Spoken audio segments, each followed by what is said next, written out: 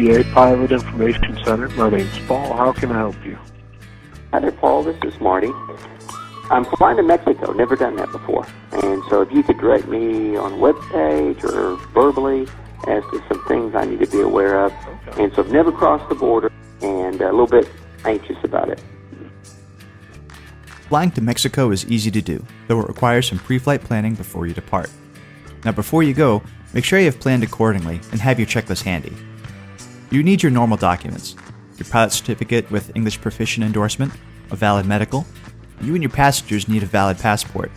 Any children traveling with just one parent need a notarized statement of approval from the absent parent stating the dates of the trip. Each aircraft must have the appropriate documents on board as well: a standard airworthiness certificate, operating limitations, weight and balance information, and a permanent registration certificate. A pink temporary registration is not acceptable for this use. Each aircraft must be equipped with a Mhz transponder, as well as a 121.5 MHz or a 406 MHz ELT and a two-way radio. If you are installing extra fuel tanks in the baggage or passenger compartment, they must have a 337 form to accompany them on board the aircraft. The pilot in command must have a restricted radio telephone operator's permit, and the airplane must have a radio station license obtained from the FCC. U.S. Customs and Border Protection requires that you possess an annual user fee decal as well as notification of the trip through the Electronic Advanced Passenger Information System. If the aircraft is not registered in your name, you should carry a notarized letter authorizing you to operate the aircraft. Verify with your insurance provider that you are covered while flying in Mexico, and that the coverage includes liability limits of at least $300,000.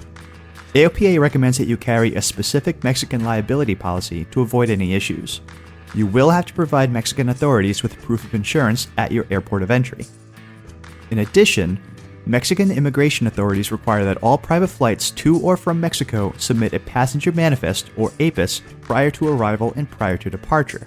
The form must be emailed to the Mexican authorities within 24 hours of departure and then resubmitted within 30 minutes of your takeoff. The form, as well as specific guidance on how to complete and submit it, are available on the AOPA website.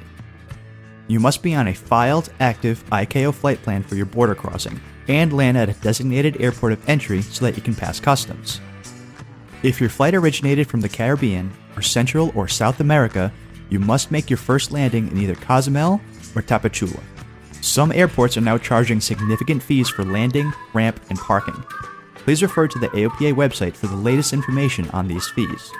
Since you're crossing the ATIS, you must have 12-inch registration marks on the aircraft as well as an ID data plate. Once in country, you will need to obtain a single entry or multiple entry permit from the Directorate General of Civil Aeronautics. If you are a commercial operator, flying a helicopter, flying a private aircraft with more than 16 seats, or a rented aircraft with more than 8 seats, you must submit a written request for permission at least 5 working days in advance of the scheduled trip. For more in-depth guidance on flying to Mexico, please visit the AOPA website. Hi, I'm Patrick. I'm in the Pilot Information Center here at AOPA. If you have any questions like the one you just heard, feel free to give us a call. We're here to help.